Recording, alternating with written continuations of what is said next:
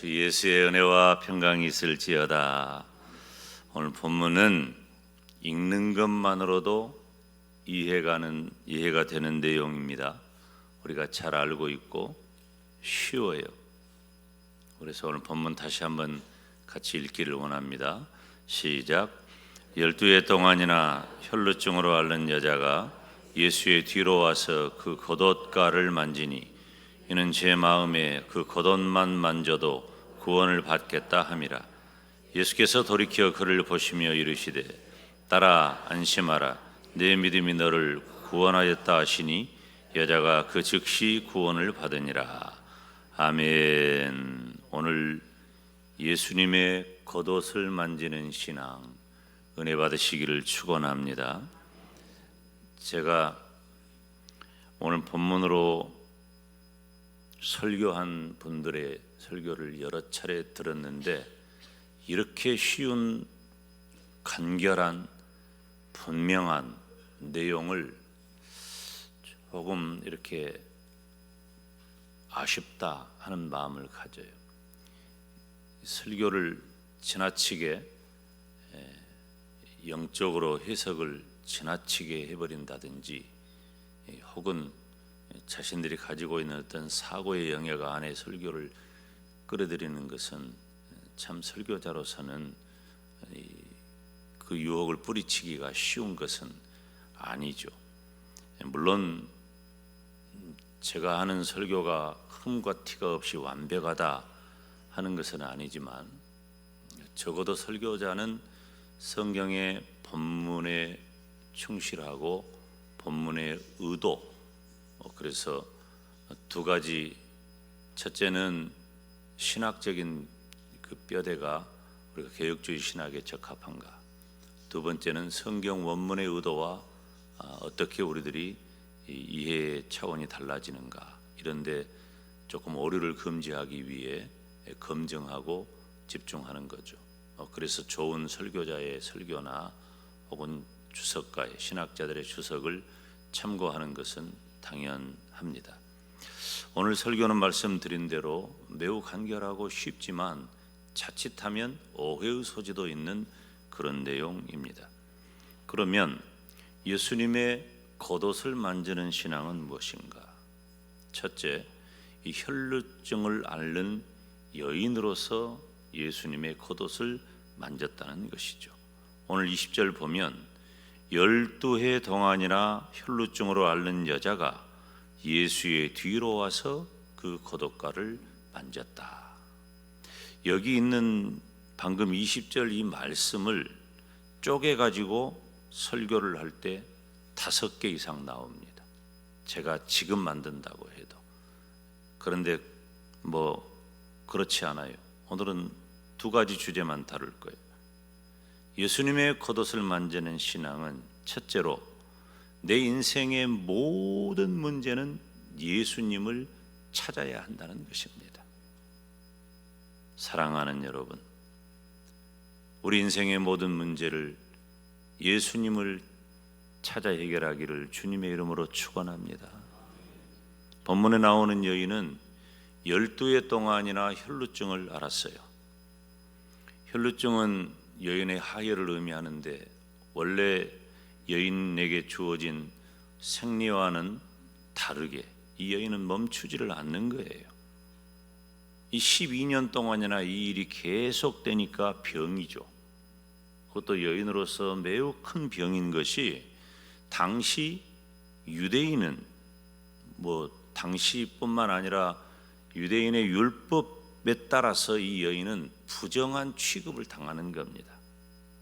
그 율법이 어떤 것인지 레위기 15장 25절로 28절에 기록하는데 이것도 역시 읽기만 해도 금세 이해할 수 있어요. 함께 읽어봅니다. 시작.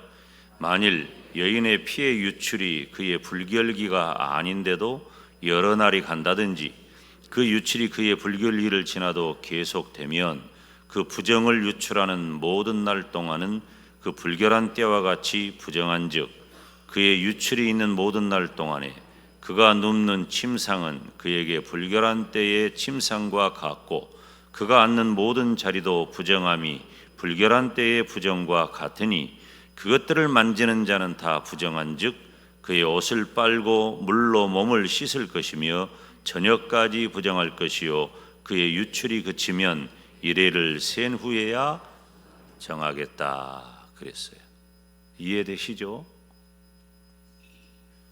지금 오늘 본문에 등장하는 이 여인은 여인으로서 뿐만 아니라 유대 사회의 한 인간으로서도 몹시 힘들고 고통 가운데 있어요. 이 여인이 예수님의 뒤로 온 것은 누구를 접촉할 수 없는 자신의 처지 그리고 부끄러움이기 때문입니다. 이 여인은 예수님께서 어떤 분인지 잘 알고 있어요. 많은 사람들도 알고 있죠. 왜냐하면 예수님께서는 병든 사람을 고쳐주셨기 때문입니다. 그런데 이 여인은 예수님께서 일반적인 의료 행위를 하는 분의, 다시 말하면 병을 고치는 정도에 머무는 분이 아님을 알았습니다. 고대 사람들은 어떤 생각을 했냐면 병을 고치는 이에 대해서 어떤 신적 능력이 있다는 생각을 했어요. 그런 믿음을 가진 거죠. 이 여인도 고대 사람들의 생각처럼 예수님의 신적인 능력을 믿고 그 옷에 손만 대도 자기 병이 나을 것이라고 믿은 거예요. 중요한 것은 이 여인이 예수님을 찾아와 겉옷을 만지고 그 병이 나았고 그 영혼이 구원을 받았다는 거예요. 중요한 것은 예수님을 만난 겁니다. 인생의 모든 문제는 예수님을 찾을 때 해결이 되는 것을 믿습니다. 예수님은 어떤 분이십니까? 예수님은 하나님이시고 사람이신데 모든 것을 아시고 모든 것에 능한 분이에요. 우리의 질병을 아실 뿐만 아니라 치료도 하시는 분이에요. 우리의 마음 상합을 아실 뿐만 아니라 위로해 주시는 분이에요. 우리 인생의 모든 눈물을 아실 뿐만 아니라 그늘의 눈물을 닦아주시는 분이에요. 내가 처한 처지와 환경과 형편이 어떠한가를 주님은 다 아시고 그 해결점 또한 아시는 분이 예수님이십니다. 지금은 모든 물질 문명이 발달한 시대예요. 그리고 인본주의와 인문주의가 가장 부풀어 있는 시대입니다. 지금 인류 역사 가운데 가장 발달한 때예요. 우리가 경험하고 있는 것 이상으로 이 세상은 엄청난 발전과 성장을 이루었어요. 우리가 미래라고 생각했던 것들 속에 이미 우리는 살고 있어요. 지식이 팽창하고 인문주의가 팽창하고 인본주의가 팽창한, 우리가 다 경험 못합니다. 우리가 지금 살고 있는 지역 때문이기도 하지만은 우리 인간의 경험과 지식의 물리적 한계 때문에 그 모든 것들을 다 경험하지 못하는 거예요. 다 경험 못해요. 그 정도로 우리가 사는 이 세상은 해결 못할 것이 없는 그런 세상이에요. 그러니까 하나님을 찾는 것보다도 사람을 찾는 것이 더 익숙하죠. 하나님의 방법보다도 사람의 방법이 더 익숙하죠. 당연한 일이에요. 이 모든 것들이 다 하나님이 주신 선물임에도 불구하고 인간 세상은 하나님은 제껴버리고 그것만 바라보는 그런 시대가 되었다는 겁니다. 그렇기 때문에 사람들은 신이 없다고도 하고 신이 죽었다고도 하고 어떤 자들은 내가 신을 죽였다고도 합니다. 영적으로 무지하고 비참하고 소망 없는 모습이에요. 우리 청년 학생들이 미국을 다니면서 유심히 봤는지 모르겠지만은 얼마나 사탄적인 글들이 많은지 몰라요. 사탄적인 글, 모양, 형상 얼마나 많아요. 지금 온 세계를 지배하는 것은 사탄의 문화예요. 사탄의 문화이고 사탄의 종교이고 심지어 사탄을 숭배해요. 이해할 수 없죠? 우리로서는 지금 온 세계가 그렇게 되고 있어요. 아예 드러내놓고 사탄인 것을 알면서 사탄이라고 하면서 그 사탄을 숭배하는 시대가 되었다는 거예요. 소망이 없어요. 그리고 하나님이 주신 선물인데 우리가 가진 물질과 지식과 재능과 환경과 모든 것들을 하나님처럼 의지하고 살아가요. 그래서 굳이 하나님을 안 찾는 거예요. 오히려 저는 가끔 그런 얘기를 합니다. 우리가 조금 허술하고 부족함이 필요하다. 저는 우리 교회 식구들 중에서도 탁월하고 모든 것이 잘 갖춰지고 좋죠. 여러분들이 이 땅에서도 그런 것들을 다 이루고 갖추기를 원하는데 지식이 많잖아요. 그 지식이 그 사람 망하게 만들더라고. 건강하잖아요. 건강이 그 사람 망하게 만들어요. 부유하잖아요. 그 부유한 물질이 그 사람 망하게 해요. 그러니까 때로는 우리가 조금 지식적으로 부족해도, 우리가 물질적으로 부족해도, 건강적으로 연약해도 그때 우리가 하나님 찾는 거예요. 그때 우리가 이 여인이 혈루증 앓고 있었기 때문에 예수님 옷감 만진 거 아닙니까?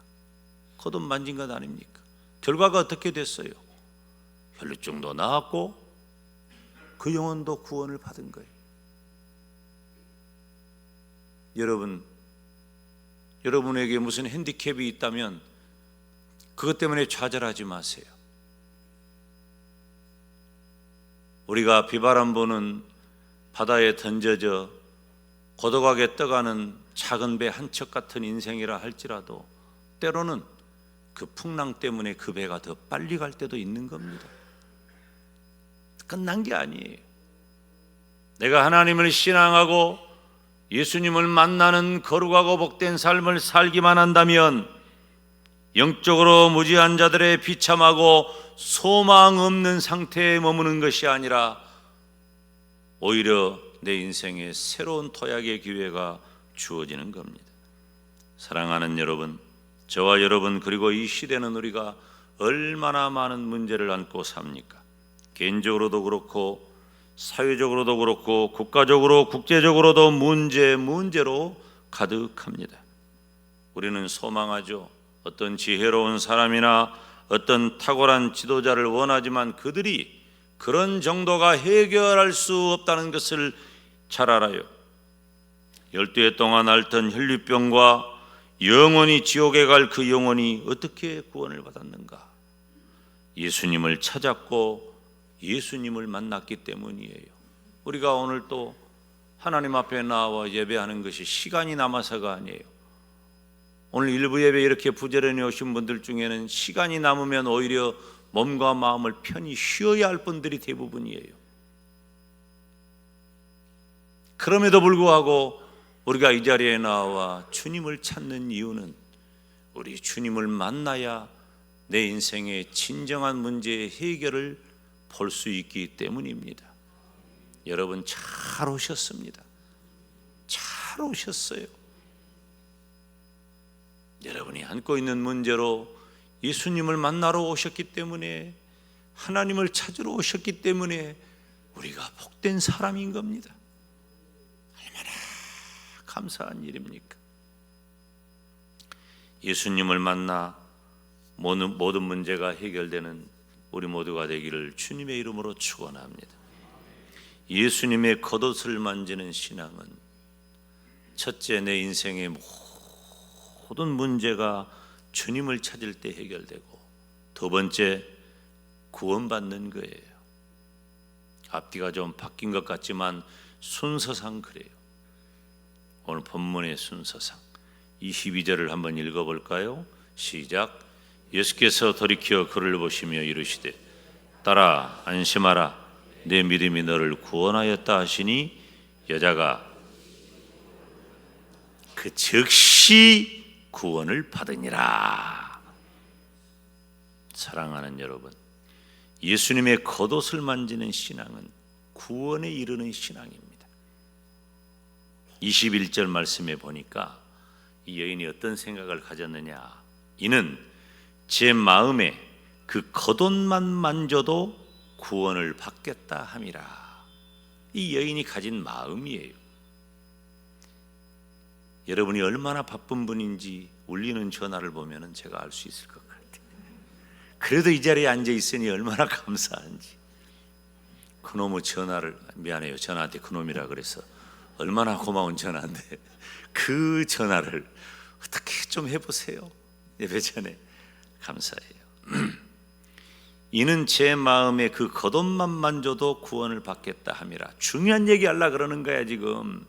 이 말씀을 직역을 하면 그녀 스스로가 말하고 있었다. 만일 내가 그의 옷을 만지기만 해도, 따라서 합시다, 구원을 받을 것이다. 이 마음을 가진 거야. 이 마음을. 다시 말하면 오직 예수님의 겉옷만을 만짐으로써 나는 구원을 받겠다. 그런 단호한 의지예요. 이 여인이 가지고 있어요. 앞서도 언급했듯이 예수님과 같은 분은 신적인 능력이 있다고 많은 사람들이 이미 알고 있어요. 그래서 이 여인은 바로 예수님의 그런 면에 도전한 것입니다. 이 여인이 의도한 구원은 물론 1차적으로 자신을 오랫동안 괴롭힌 그 혈루증에서 해방되는 것입니다.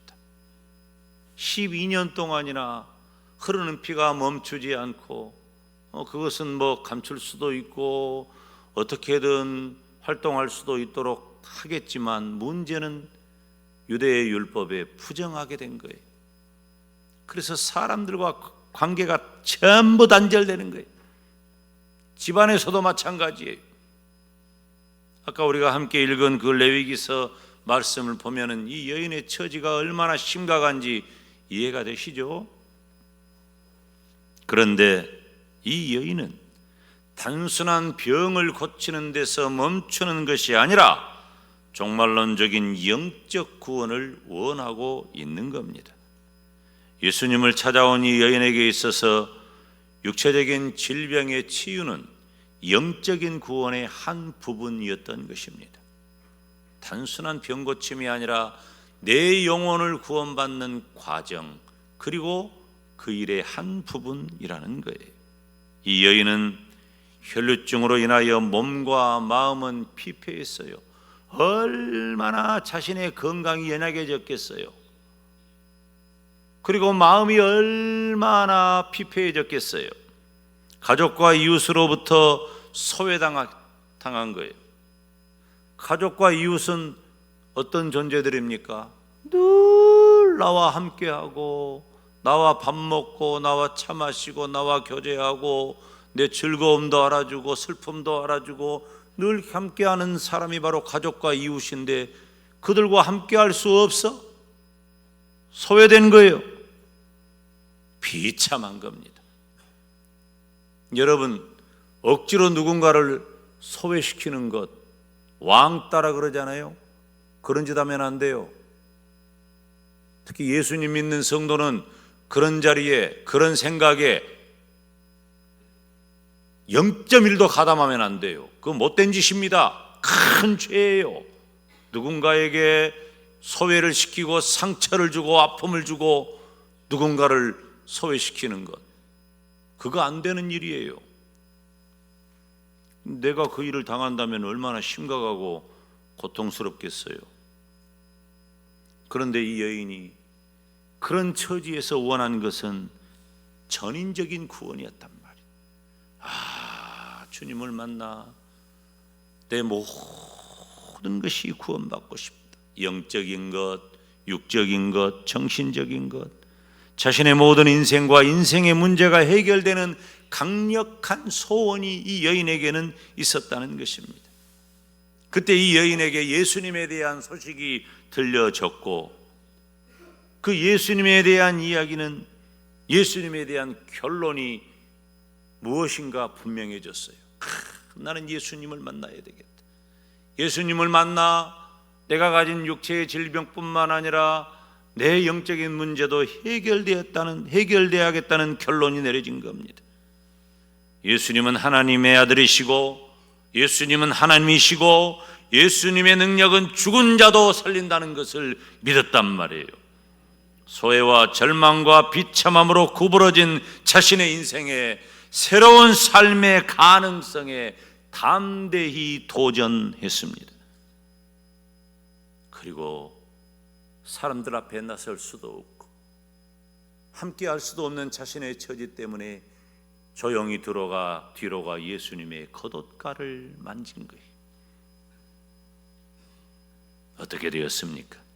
그 여인은 그 육체의 질병을 고쳤을 뿐만 아니라 그 영혼이 구원받은 줄로 믿습니다. 우리가 지난 주간에 주일 밤부터 수요일 새벽까지 부흥 강사님 모시고 사경회를 했잖아요. 집회를 했어요.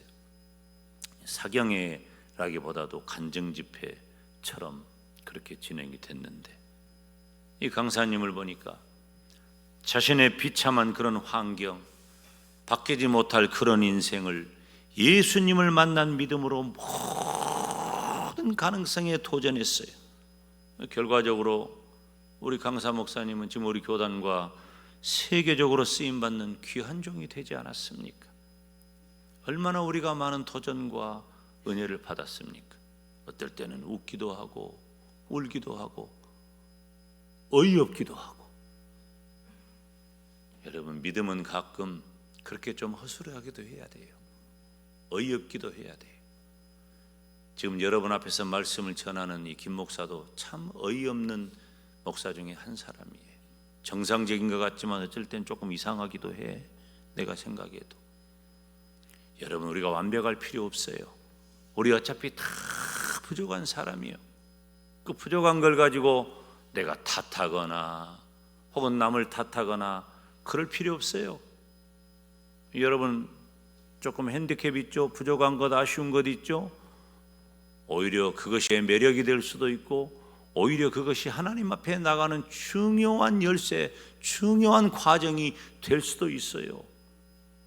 하나님이 몰라서 우리를 이렇게 두시는 게 아니란 말이에요. 사랑하는 여러분, 고단한 우리의 인생길에 언제나 크고 놀라운 문제는 많습니다. 당황스럽고 견디기 어려운 일이 얼마나 많은지요. 그런데 시대적으로 익숙한 다양한 이론과 방법만 가지고는 안 돼요.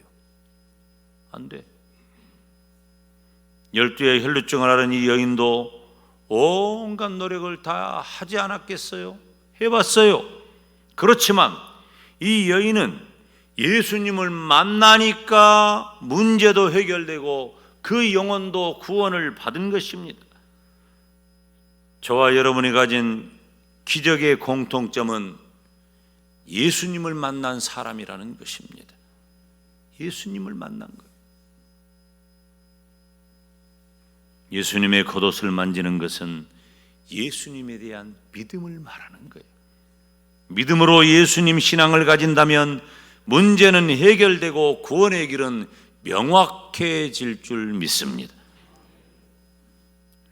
다른 성경을 보면 마가복음에 어릴 때부터 말 못하게 하는 귀신 들린 아들이 있어요. 아버지의 마음은 그 아들 고치는 거잖아요. 어릴 때부터 말 못하는 귀신이 들렸는데 그 아들을 고치기를 원하는 그 아버지를 향해서 예수님이 어떤 말씀을 하십니까? 마가복음 9장 23절에 할 수 있거든이 무슨 말이냐? 믿는 자에게는 능하지 못할 일이 없느니라. 능히 하질 일이 믿음을 말하는 거예요. 마가복음 9장 24절에 보면 이어지는 말씀이에요. 함께 읽어봅시다. 시작. 곧 그 아이의 아버지가 소리를 질러 이르되 내가 믿나이다. 나의 믿음 없는 것을 도와주소서. 이렇게 주님 앞에 나오니까 결과가 어떻게 되었는지 잘 아시죠? 귀신은 떠나가고 아들은 고침을 받게 되었습니다. 오늘 본문 22절 중요합니다. 다시 한번 같이 읽습니다. 시작. 예수께서 돌이켜 그를 보시며 이르시되 딸아 안심하라 내 믿음이 너를 구원하였다 하시니 여자가 그 즉시 구원을 받으니라. 예수님의 겉옷을 만지는 신앙, 오늘 말씀의 주인공이 되시기를 주님의 이름으로 축원합니다.